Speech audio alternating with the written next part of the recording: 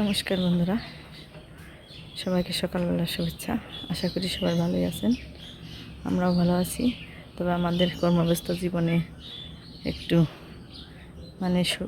এই রৌদ্রের তাপে দিনটা খারাপ গেলেও মোটামুটি ভালোই আছি, কারণ কাজকাম খুব তাড়াতাড়ি হয়ে যাবে না সব কাজকাম। তো এই যে দেখতেছেন ফুল গাছটা অনেক জবা ফুল ধরছে, দেখতেও খুবই সুন্দর দেখা যাচ্ছে,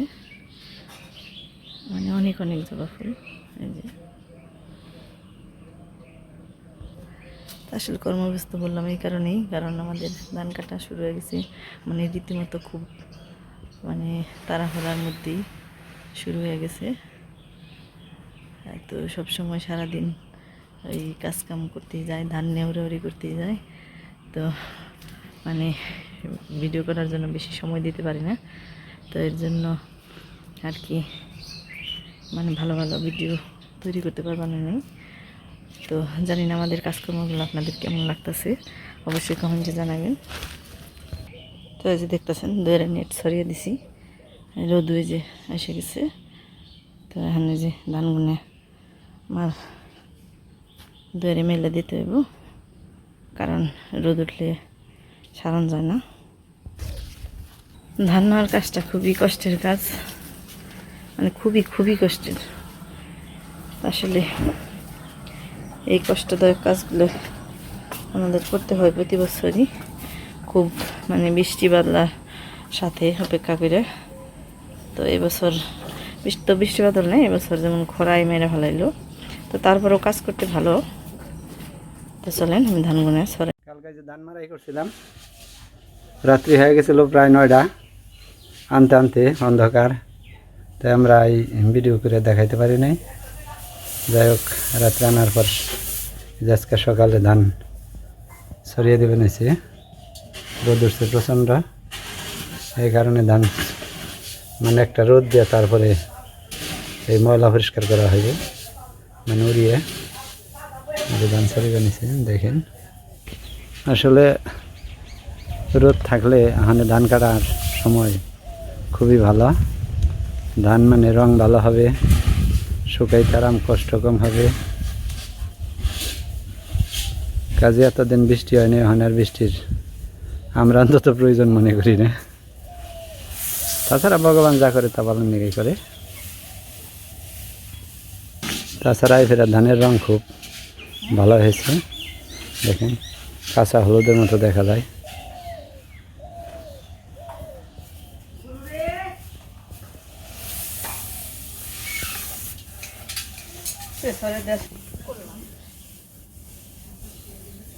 হ্যাঁ,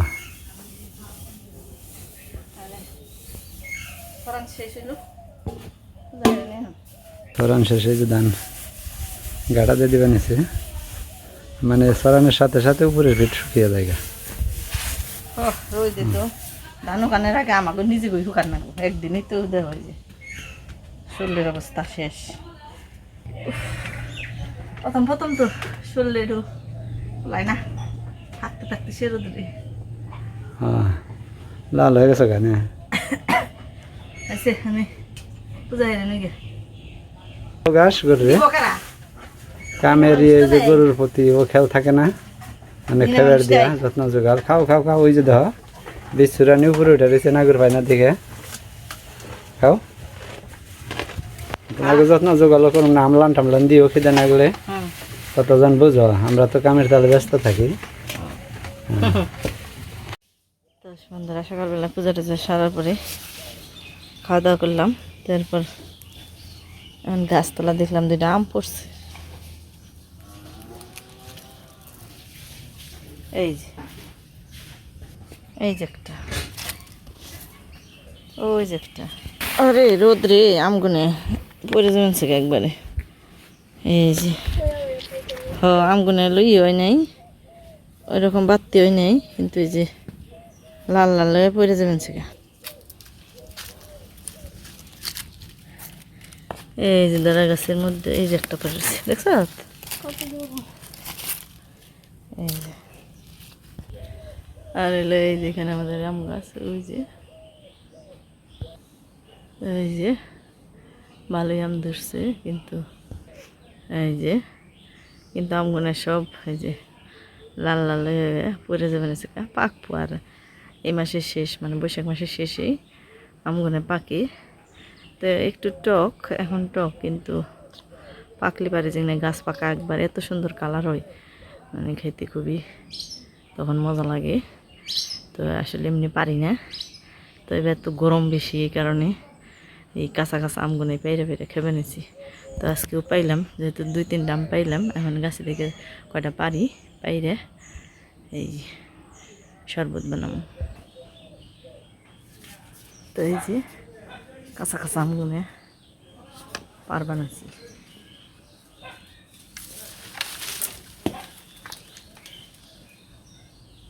একটা কি কয়েকটা পারলাম।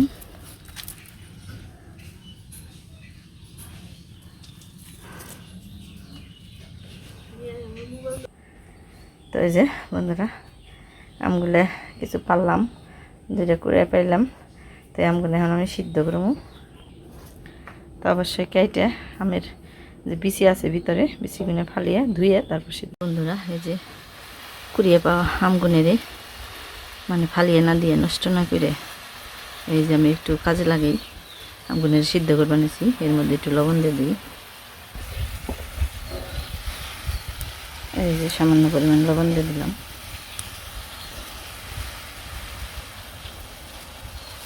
তো এই যে আম সিদ্ধ হতে তো দেরি লাগে না, তারপরে একটু চাপা দিয়ে দিলাম জানি আরও তাড়াতাড়ি হয়। তো যদি কি আম সিদ্ধ হইতে হইতে আমি এই যে এরকম একটা জগ নিলাম, এই জগের মধ্যে এই যে আমরা 3জন মানুষ, তো এরকম 3 গ্লাস জল নিলাম।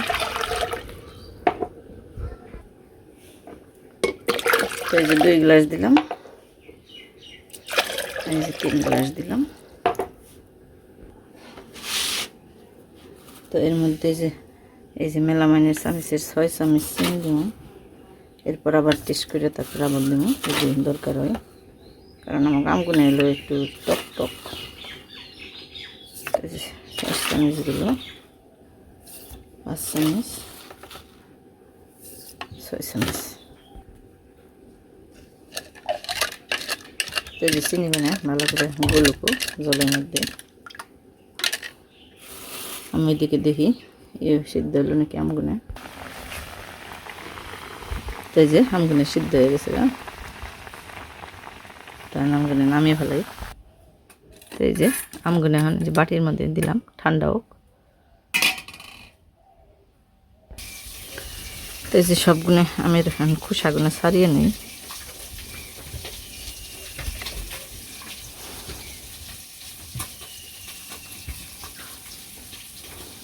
ছোট বড় সব ধরনেরই আছে, মানে গাছতলা যা পেয়েছি সব করেছি। বাবা গরম যায় না এখন তৈরি।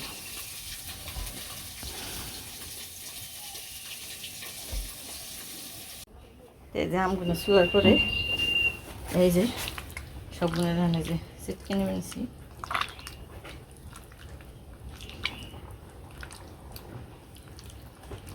আমগুলো যদি মানে রসালো আম হয় তরকারিটা বেশি ভালো, মানে অনেক বেশি জানি যে রস থাকে। এই যে সুন্দর এই যে একটা কিনে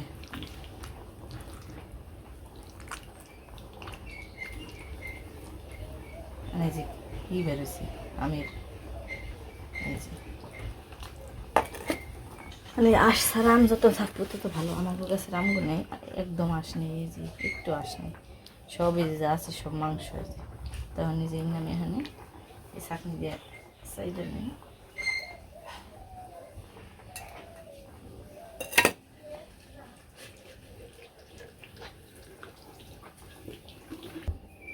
তো এই যে এর সাথে লবণ দিয়ে দিলাম।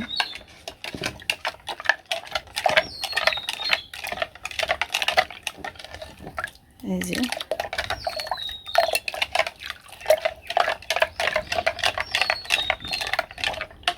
আর একটু মিশুক। তো তো এটা আমি ভালো করে মিশিয়ে নিছি। এরপর আরেকটু নাড়া দিয়ে নিই, নাড়া দিয়ে এখানে যে গ্লাসের মধ্যে ঢালুম।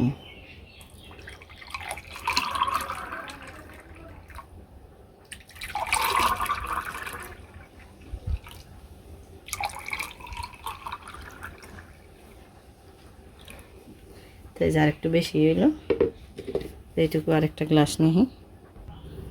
এই যে আরেকটা গ্লাস ধুয়ে নিলাম, এই গ্লাসের মধ্যে হন এটুকু রেখে দিব।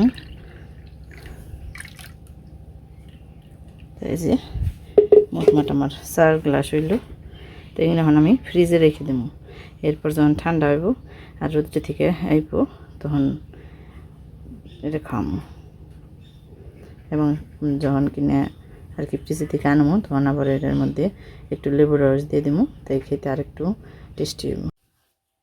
এই যে কর্তামশাই ধান উল্টিয়ে দিল, ঘুরিয়ে দিল। এরপর আবার এই যে ঝাঁকি দিয়ে দিলেন যে নেট। তা আসলে সারাবেলা রোদ্রের মধ্যে থাকলো।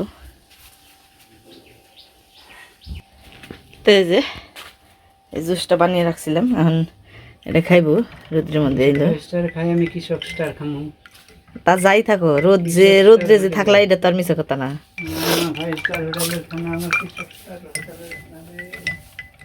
এই যে দা তো খেয়ে দেখাছে কেমন হয়েছে। দেখো দেখো দেখো, মনটা বাজার কেন এত ঠান্ডা জুস গরমের মধ্যে। ও এটা খাওয়ানোর নিগে মন বেজার হয়ে গেছে।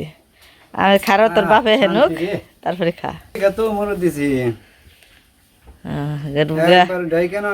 ওখানে তো একটু গরম আছে, ঠান্ডা আছে, খুললে একটু বাতাস টাতাস নাকবো নি মাথায়।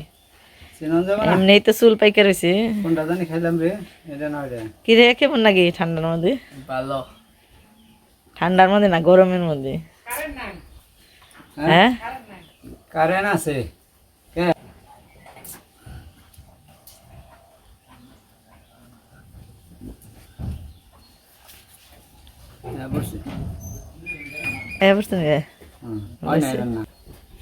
এই যে দেখে কামলারা হয়ে পড়ছে।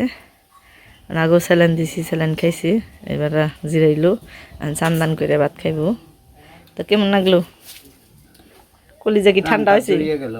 প্রাণ জোড়াইছে, কলিজা জোড়াই না এসকাবর। বাপে তোর কেমন লাগলো রে? আমার দৌড়াই চলে গেছে। দৌড়াই জোড়াইছে প্রাণ আর কলিজা দৌড়াই। তো ভালো, তো যাও স্নান করো কাজ। তো বন্ধুরা আজকে শুধু কাজ আর কাজই, আজকে কোনো খাওয়া দাওয়া নেই। খাওয়া দাওয়া নেই বলতে মানে এই বাড়ির ধান থুবানোর পরে তারপরে আবার এই যে নিচে পড়লাম। তো তার আগে মানে কোনো মতে অল্প কটা মান্তামুড়ি খাইয়া এই যে কর্তামশাই যে বাড়ির নিচে মানে যে খোলাই হয়ে পড়ছে ধান থুইবার নিগে, মানে খুবই তাড়াহুড়া। ওই যে কামলারা ধানের আড়ি রাখবা নিছি, আমরা এনে ধরবো আবার এদিকে নিয়ে হলে তারপরে সময় ধরবো। তো এই কারণে যে ধানগুনে ভরাটা জরুরি, এই কারণে এই যে বর বানিয়েছি। আমি এখন বরবো, এর নিগে আর খাওয়া দাওয়া উঠাইতে পারিনি।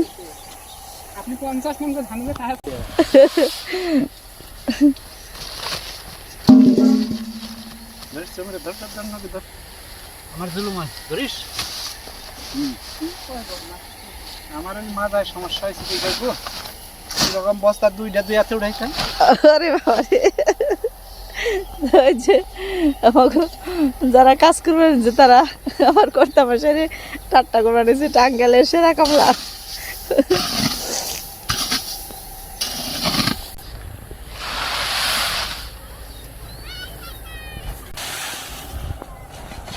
তো বন্ধুরা এই যে দেখেন যে সূর্য প্রায় মানে অস্ত যাইব না, এখনই একটু পরে যাইব, মানে এই অস্ত যাওয়ার মুহূর্ত হয়ে গেছে, আর আধা ঘন্টা পরেই যাইব অস্ত। তো বন্ধুরা আমাদের এই ধান নেওয়ার ধুমে ধুমের কাজগুলো আপনাদের কেমন লাগে অবশ্যই কমেন্ট করে জানাবেন, মানে কার কীরকম ভালো লাগলো না ভালো লাগলো।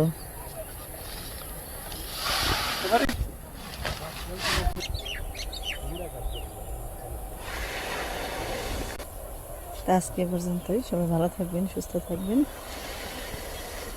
এই শুভকামনায় আজকের মতো শেষ করছি।